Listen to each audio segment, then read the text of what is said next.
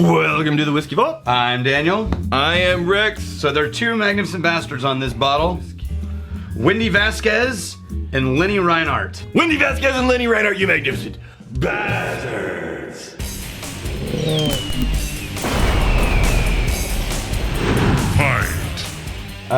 So they've dropped this off. I had them write their names on it if I remember correctly. So it's the Widow Jane. It's the same all the way around. Yeah, so this is, if I'm not mistaken, this is one of their actual distilled, because Widow Jane got famous for sourcing Kentucky and Indiana, and they're still doing it, and blending it. Okay. Right? A lot like our local friends, Heather Green, Sure. at Milam and Green. Yeah. Right? Sourcing really interesting barrels. Now, is the name of their distillery Milam and Green now? Or It is. It's Milam and Green. So they changed it from... They're changing everything to Milam and Green. It's no longer been Milam. Nope.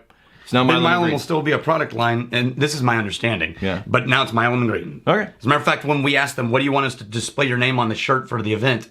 They said, make it Milam and Green. Oh, yeah, they're going to they're pouring whiskey. So this is, recognize this title, whiskey distilled from a rye mash. Okay. What that means is it's the same thing as what we did with the Eleanor 9.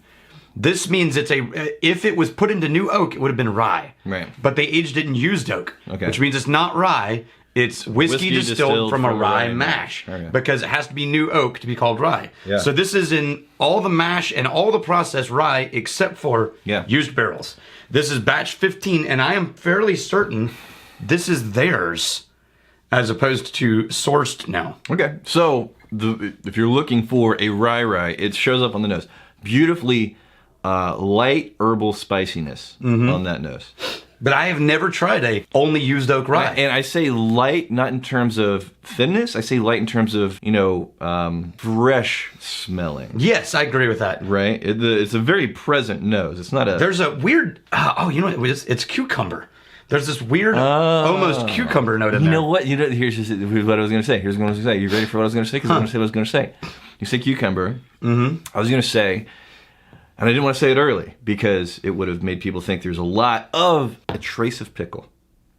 There's not a lot, but just the trace. But the yeah. You say cucumber, and then the pickle in there. There's little things going on, and it's almost gin-like in its herbal fresh lightness. Yeah. And actually, that's a better description. So if you smell gin and describe gin as fresh smelling, it's that kind of fresh and light smelling.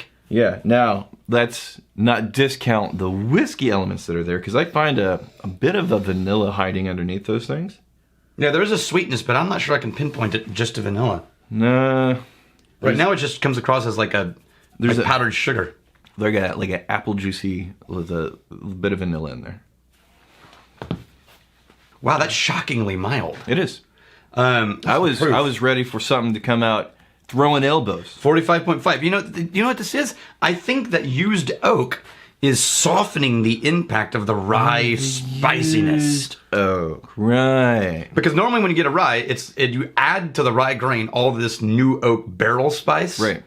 And the combination of those makes rye in my brain super dramatically spicy and and dill and the proof is licorice. The proof is 45, so it's kind of low, relatively low. That's reasonable enough that this is soft. Yeah.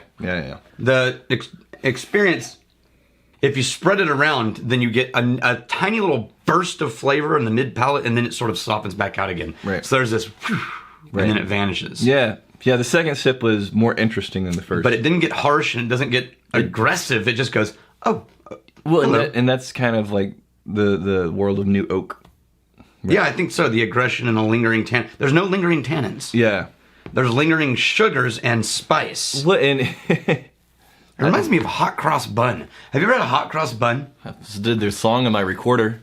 I know. It's an actual hot cross bun is like, essentially it's a fruit bun, for lack of a better word. It has fruits and things in it, but it also has some baking spices in it, and then it's topped with cream cheese frosting in a cross. That's the hot cross bun. This is, again, I'm going to circle back to what you said. Gin. Rye. It's like a really nice balancing act from a rye experience and a gin experience, and if you like both of those, I think you're probably going to like this. Without, you're not going to go on a wild, dramatic adventure with like intense flavors. The flavors are there, they're present enough. They're certainly not, thin. I'm not hunting. It's just with a used oak barrel and a 45, relatively low but reasonable proof. It's Yeah, it's going to be a pretty effortless experience if you are familiar with the ways of the neat whiskeys. It's nice though. Yeah, I like it. And I think my favorite bit is how much it does lean into gin, because I actually like gin. Me too. Yeah. I have often, this is Chad Winters, I have often saved a not enough to enjoy neat whiskey by adding a dash of bitters. I had never heard of this. A dash of bitters. I have never heard. How have I not heard of this? This is an interesting idea. This is interesting. Can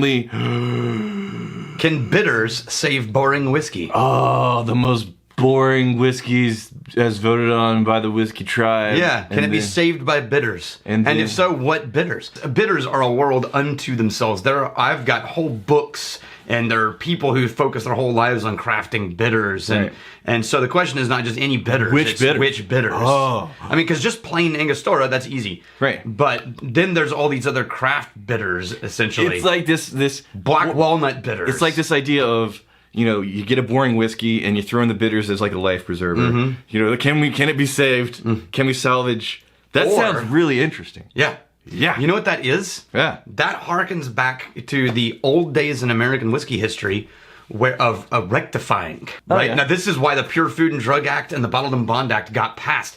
At the time, there were recipes. I have a recipe book from the late 1800s that gives you recipes on how to make whiskey using vodka. Huh. All right. It's a recipe book. And it says things like, start with 2 gallons of neutral grain spirit, add 3 tablespoons of bitters, Right. 1 tablespoon tartaric acid. Right. Then they add all these flavorings, and the recipe is called Scotch whiskey. So you start with a vodka, and then you add all these things to it to create the flavors of a Scotch whiskey. Yeah. That's rectifying. So the unknown variable in here is going to be, what is the good range of bitters for us to be trying? Yeah, because we choose like a boring whiskey. Yeah. People, they vote blah blah blah. But we got to have like the right a respectable assortment, because bitters can vary wildly. We could either do generic bitters from multiple brands, Right. or we could just do bitters that are flavors you would commonly find in whiskey. Or we can spend, because this is the key part. Here's the second part. Right. Either we get a range of classic bitters from different brands, Right. or we get bitters that are the flavored bitters that you would typically find in whiskey anyway. Walnut, cherry bitters, right? Like, There's so many good ideas. tasting notes you would normally find in whiskey, but with The bitters. weather's amazing. I know. It's a nice whiskey. We had a great idea from Chad Winters. Yeah. Damn, y'all. Here's to fighting. Oh, wait, is there another comment? Oh, yeah. Sorry. I almost wanted to end on that note. Oh, So and nice. Malcolm Phillips, we got a comment. Yes, and I actually will end on this. Yes. Because this is... Malcolm Phillips, he is the beloved old man. He's the beard down As he here. called himself. Yes. Retirement gifts from friends and family. Wow, this retirement thing is lucrative. Maybe I should do it more often. He's got 1, 2, 3, 4, 5, 6, 7. That's what happens when you're known for something. Yes. Oh, he's the Malcolm. He loves the whiskey. And I'm just saying, congratulations on retirement, Malcolm. Yes. Here's to fighting, stealing, and drinking. If you fight me, I fight for a friend. Steal, may you steal, ever. And if you drink, may you drink with us. Hey, thanks for hanging out with us in the Whiskey Vault. Don't forget to throw in a like, hit that subscribe button on the bottom right, and drop a question or comment down below.